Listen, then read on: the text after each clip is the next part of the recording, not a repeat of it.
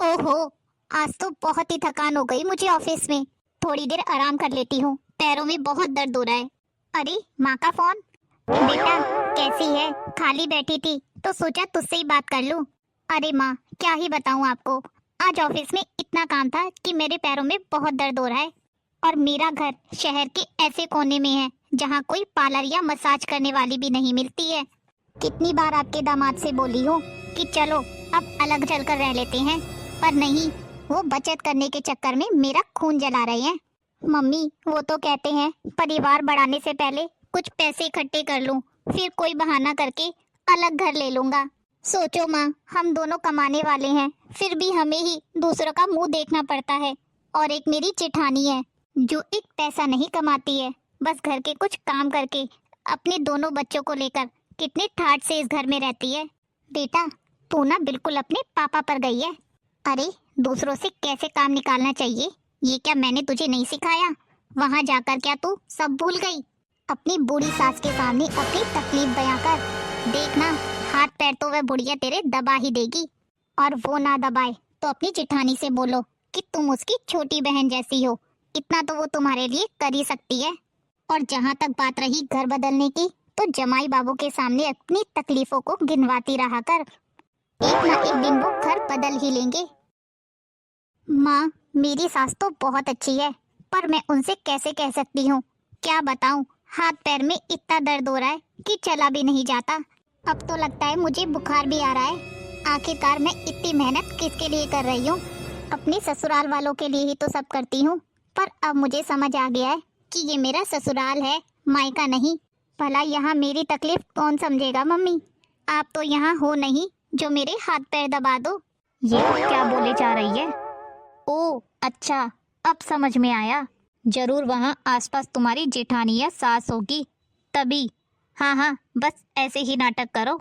देखना, वो दोनों तुम्हारे कदमों में झुकी रहेगी और तुम वहाँ अपना राज चलाओगी। लगी रहो बेटा। ये हुई ना बात मेरी बेटी वाली।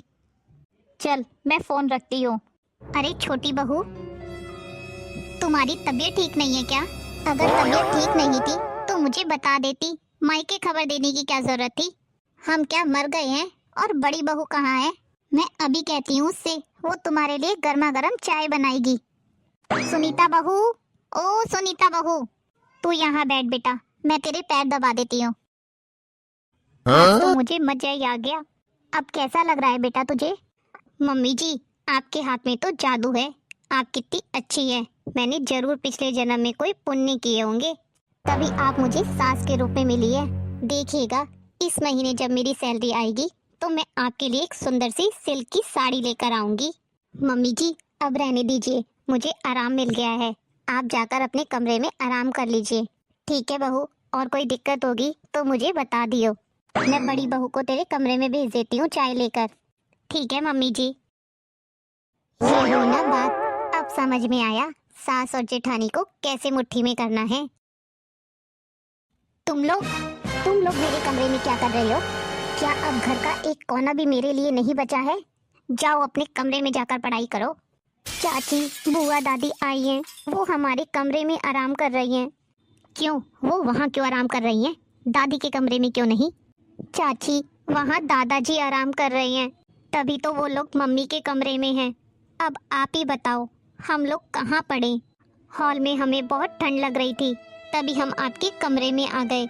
लगता है तुम्हारी माँ ने तुम्हें सिखाया नहीं है कि बड़ों से कितनी बातें की जाती हैं। बस पटर पटर बोलते रहते हो। चलो, अब कोई जरूरत नहीं है पढ़ाई करने की, मुझे अभी आराम करना है। जाओ यहाँ से।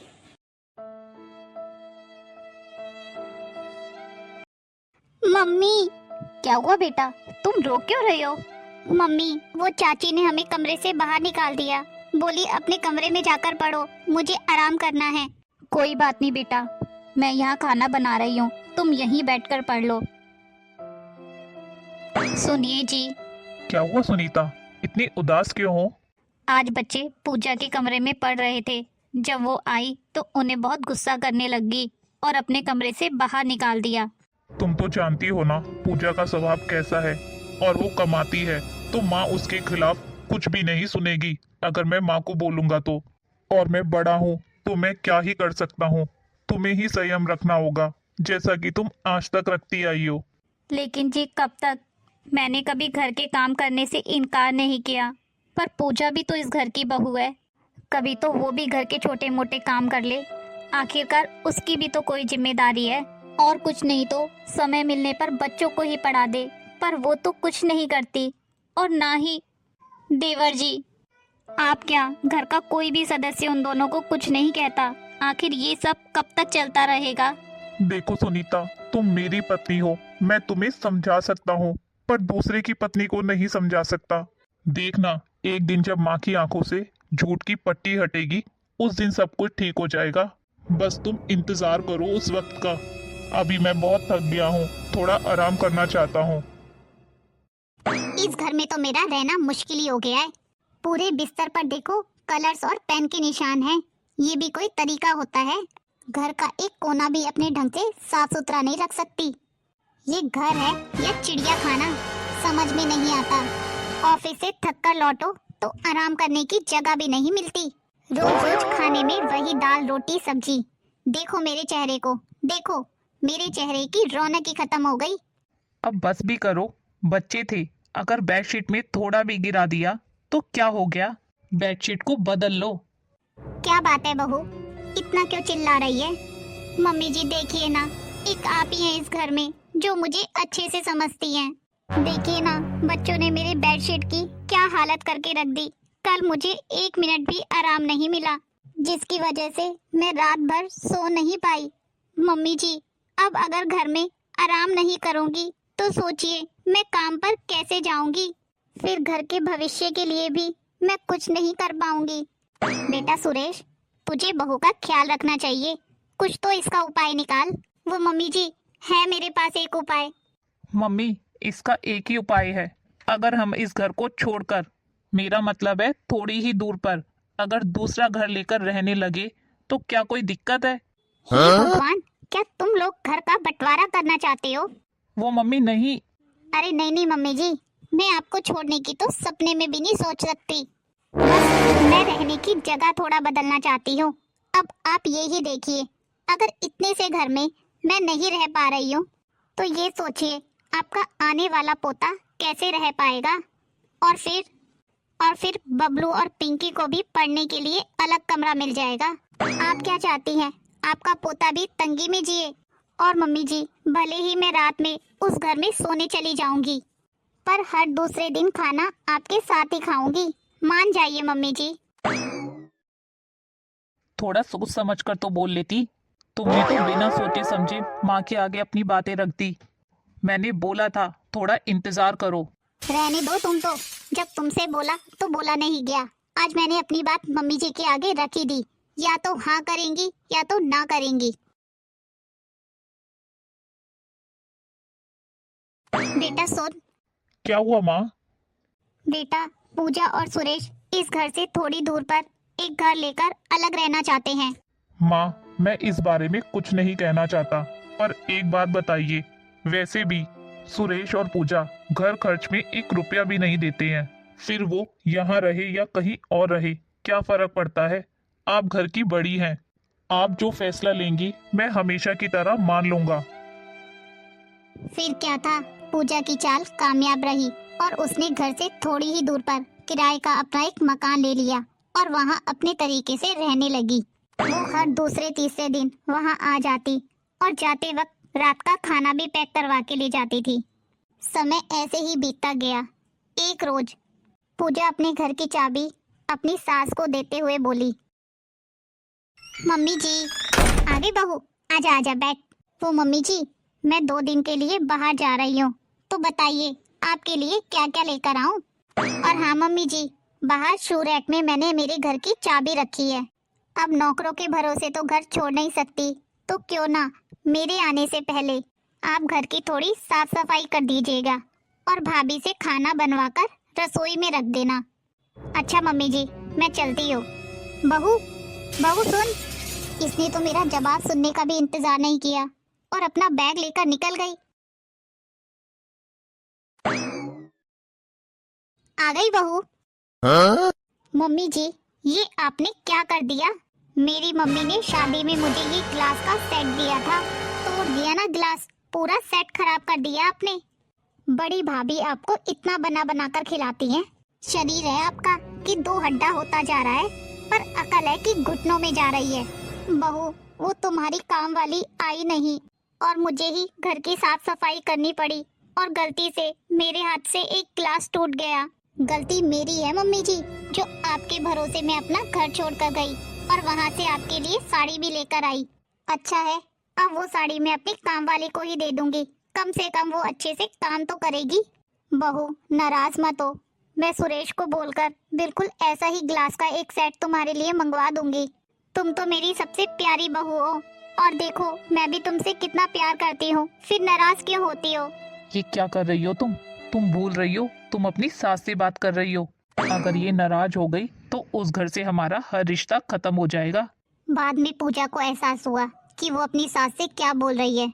उसे लगा अगर मैं ज्यादा कुछ मम्मी जी को बोल दूंगी तो उस घर से जो भी खाना पानी आता है वो भी बंद हो जाएगा।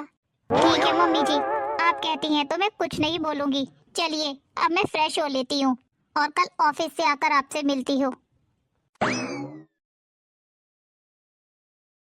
मम्मी जी, क्या बात है? आपका चेहरा इतना उतरा हुआ क्यों है? कुछ हुआ है क्या? नहीं, क्या होगा। और हाँ, कल पूजा आएगी तो उसका भी खाना बना लेना, और सुन थोड़ा ज्यादा ही बनाना। वो यहीं से टिफिन भी पैक करके ले जाएगी, कहाँ घर जाकर फिर से खाना बनाएगी। ठीक है मम्मी जी। हे भगवान, अच्छी कामचोर देवरानी मिली है मुझे। हर दूसरे दिन शाम में आ जाती है, टिफिन पैक करके ले जाती है, और मैं यहाँ बैठी हूँ ना उसके पति और बच्चों के लिए खाना बनाने वाली। समय बीतता गया, अब सुनीता भी समझ चुकी थी कि उसकी देवरानी एक कामचोर औरत है। खाना बनाने में तो उसे वैसे ही रोना आता था, इसलिए 3-4 दिन छोड़कर वो यहाँ आ ही जाती थी, और फिर अपने परिवार का खाना बनवाकर यहीं से ले जाती थी। और तो और अपने बच्चों का जन्मदिन, खुद की सालगिरह भी वो इसी घर में मनाती थी, ताकि उसे कुछ करना ना पड़े। पर उसकी सास को ये सब दिखाई नहीं देता था। वो तो बस समझती थी कि उनकी बहू उन्हें बहुत लाड प्यार करती है, जो हर 5 दिन में उनसे मिलने आ जाती है। मम्मी जी, देख मेरी छोटी बहू का प्यार, कितने तोहफे लाती है मेरे लिए। और एक तू है जिसने आज तक मुझे एक साड़ी भी नहीं दी। मम्मी जी, पूजा जो आपके लिए लेकर आती है वो यहाँ की लोकल मार्केट में बहुत मिलता है। अरे तुझे क्या पता ये तोहफे कितने महंगे आते हैं? तूने अपने पिता के घर पर देखा है क्या कभी? परिवार को एक करके चलना तो तुझे आता ही नहीं है बहू। तू तो जलती है अपनी देवरानी से। खुद का घर संभालने आता नहीं है, और घर का बजट बिगाड़ने का रोना सुनाती रहती है तू तो। और तू तो उपहार की बात रहने ही दे। मम्मी जी, एक बात आप ही बताइए, क्या आज तक कभी भी पूजा और देवर जी ने हमें अपने घर पर खाने के लिए बुलाया है? यहाँ तक कि जब वो अपने मायके जाती है तो पीछे से उसके पूरे परिवार का खाना मुझे ही बनाना होता है, और मेरा तो मायका यहीं पास में है। मैं सुबह जाती हूँ और आप शाम को वापस आने के लिए कहती हैं मुझे, इसलिए मुझे तो आज तक मेरी देवरानी की कोई जरूरत ही नहीं पड़ी। फिर भी आपके मुंह से मेरे लिए तारीफ के 2 शब्द नहीं निकलते। कविता का फोन। हेलो सुनीता, क्या हुआ? तू इतनी दुखी क्यों है? क्या बताऊं कविता तुझे, मैं तो अपनी देवरानी से बहुत परेशान हूँ। क्यों, क्या हो गया? मेरी देवरानी रहती तो अलग है, लेकिन हर 4 या 5 दिन में आती है। मेरी सास के लिए यहीं लोकल मार्केट से कुछ ना कुछ उपहार ले आती है, और अपना और अपने बच्चों का खाना भी यहीं से पैक करके ले जाती है। उसके बच्चों का जन्मदिन हो या उसकी सालगिरह, सब यहीं आकर बनाती है। मैं तो उसकी एक काम वाली बाई बनकर रह गई हूँ। सुनीता, आखिर ये सब कब तक चलता रहेगा? परिवार के लिए करना अच्छी बात है, लेकिन कोई तुम्हारी अच्छाई का फायदा उठाए और तुम्हारी बूढ़ी सास को बेवकूफ बनाए तो क्या तुम उसे करने दोगी? तुम अपनी देवरानी को सबक सिखाओ ताकि उसे रिश्तों की अहमियत का पता चले। और ये कैसे करोगी वो मैं तुम पर छोड़ती हूँ। तुम खुद इतनी समझदार हो कि तुम कर लोगी। हिम्मत मत हारो। अब मैं फोन रखती हूँ। कविता कह तो सही रही है, पर मैं आखिर ऐसा क्या करूं? क्योंकि अब मैं भी ऐसे दोहरे रिश्ते से तंग आ चुकी हूं। मैं अब अपनी देवरानी को सही रास्ते पर कैसे लाऊं? क्योंकि अब मैं ये टिफिन वाला नाटक भी खत्म करना चाहती हूँ, पर मम्मी जी की आंखों पर से अपनी देवरानी के तोहफों वाली पट्टी कैसे हटाऊं? हाय राम, मैं तो मर गई। अरे बहू, ये क्या कर लिया? देखकर काम नहीं कर सकती क्या? इतने साल हो गए तुम्हारी शादी को, पर अभी भी गिरती पड़ती रहती हो। वो कुछ नहीं मम्मी जी, मैं सिलेंडर से टकरा गई ना जाने किसने यहाँ रास्ते में रख दिया था। देखकर खुद नहीं चल सकती और सिलेंडर को दोष दे रही है। अगर ज्यादा चोट लग जाती तो फिर खाना कौन बनाता? मम्मी जी, मुझसे तो खड़ा भी नहीं हुआ जा रहा, बहुत दर्द हो रहा है। लगता है मेरे पैर में मोच आ गई है। अब इतने लोगों का खाना कैसे बनेगा? बहू, उठने की कोशिश तो करो। मैं छोटी बहू को कहकर आई हूँ कि खाना बन जाएगा। अब इतने लोगों का खाना तुम नहीं बनाओगी तो कौन बनाएगा? मम्मी जी, आपको खाने की पड़ी है, खाना तो पूजा भी बना लेगी, पर मुझे जो चोट लगी है उसका क्या? मैं आपकी बहू नहीं हूँ? या आपको मेरे लिए कोई दर्द या कोई परवाह नहीं है? ठीक है, रुको तुम, मैं तुम्हारी उठने में मदद करती हूँ।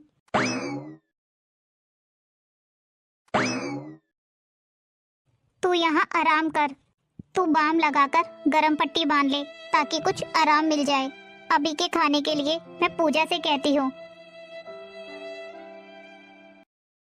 मम्मी जी, अच्छा हुआ बहू तू आ गई, मैं तेरे पास ही आ रही थी। क्या हुआ मम्मी जी? वो बड़ी बहू को पैर में मोच आ गई, बहुत चोट लगी है। वो तो खड़ी भी नहीं हो पा रही है, इसलिए अब खाना तो तुझे ही बनाना पड़ेगा। वो मम्मी जी, मैं खाना तो बना देती, पर आज तो मुझे जरूरी काम से जाना है। मैं वही बताने आई थी कि मेरी मम्मी की तबीयत ठीक नहीं है। मैं तो बस आपको देखने चली आई थी। तो आज खाने का प्रोग्राम रहने देते हैं, मैं चलती हूँ। ये तो बहुत चालाक निकली। अब तो खाना मुझे ही बनाना पड़ेगा। आ रही हो बेटा तू? बेटा, अब तेरी सास की तबीयत कैसी है? माँ, मेरी सास को क्या हुआ? वो तो भली चंगी है। अरे, वो बहू अपनी माँ से मिलने गई थी ना कल तो। नहीं तो माँ, कल तो हम लोग डिनर के लिए बाहर गए थे। पूजा ने अचानक प्लान बना लिया कि आज तो चाइनीज खाएंगे। अपने बेटे का जवाब सुनकर उसकी माँ को समझते देर न लगी कि उनकी बहू ने जानबूझकर ऐसा झूठ बोला ताकि उसे खाना न बनाना पड़े। इधर बड़ी बहू का नाटक 4-5 दिन यूं ही चलता रहा। अब शांति जी को अपनी छोटी बहू की सारी चालाकियां समझ में आने लगी थी, क्योंकि जब भी उनकी छोटी बहू बीमार पड़ती थी तो उनकी बड़ी बहू उसके पूरे परिवार का खाना बनाकर भेज देती थी। लेकिन यहाँ तो जब से बड़ी बहू बिस्तर पर गई है, एक दिन भी छोटी बहू ने आकर उसकी खबर नहीं ली और ना ही कुछ बनाकर भेजा, यहाँ तक कि खबर भी नहीं ली। एक हफ्ते बाद जब बड़ी बहू अपने पैरों पर खड़ी हो गई। मम्मी जी, किचन में से आवाज आ रही है। लगता है भाभी ने खाना बनाना शुरू कर दिया। आज तो भाभी खाना बना रही है, और वो भी सूजी के हलवा। बहुत अच्छी खुशबू आ रही है। चलो, आज तो मैं अपना टिफिन पैक करवा के लेकर जाऊंगी। आखिर भाभी के खाने को इतने दिन मैंने बहुत मिस किया। माफ करना छोटी बहू, अब तुम्हारी जेठानी तुम्हारा टिफिन पैक नहीं करेगी। पर क्यों मम्मी जी, अब तो भाभी बिल्कुल ठीक हो गई है। तुम भूल रही हो, वो तुम्हारी जेठानी है, कोई टिफिन वाली नहीं है। और कब तक अपनी बूढ़ी सास को बेवकूफ बनाओगी बहू? मैंने तुम्हारे लिए क्या कुछ नहीं किया और तुमने मेरे साथ इतना बड़ा धोखा किया। एक बात कहूँ छोटी बहू, इतनी भी कामचोरी अच्छी नहीं है, तो अब से अपना खाना खुद बनाना। अब यहाँ से किसी के लिए खाना पैक होकर नहीं जाएगा। और हाँ, जो तुम मुझे महंगे तोहफे लाकर देती हो ना, वो भी अब मुझे नहीं चाहिए। आज तक तुम दोनों पति पत्नी ने इस घर के लिए किया ही क्या है? एक गिलास क्या टूट गया? तुमने मुझे कितना सुना दिया था, याद है ना? एक गिलास टूटने पर तूने मुझे कितनी बातें सुना दी थी। पर मम्मी जी, आपने मुझे यह बात कभी नहीं बताई। क्या बताती बहू? मेरी आंखों में पट्टी जो बंधी थी। पर छोटी बहू, अब मेरे इतना तो समझ में आ गया है, तुम किसी की नहीं हो सकती, तुम्हें बस खुद से ही मतलब है। मम्मी जी, ये आपको क्या हो गया? चुप कर बहू, तू तो बर्दाश्त करने की भी एक हद होती है। अरे, अपने लिए नहीं बोलेगी तो मैं कब तक तुम्हारे लिए बोलने के लिए जिंदा रहूंगी? मम्मी जी, मैं एक बात कहना चाहती हूँ। हाँ बोलना बहू। मम्मी जी, ये इतने दिन जो मेरे पैरों में चोट लगी वो बस एक नाटक था। क्या नाटक? हाँ मम्मी जी, ये आपकी आंखों से पट्टी उतारने के लिए किया था मैंने। सही किया बहू तुमने, जो मेरी आंखों पर लगी धोखे की पट्टी उतार दी। मुझे भी समझ आ गया, अगर कोई बहू अपनी सास की जरूरत से ज्यादा तारीफ करे तो इसका मतलब है उसके पीछे उसका अपना स्वार्थ छिपा है। चलो अच्छा है, अंत भला तो सब भला।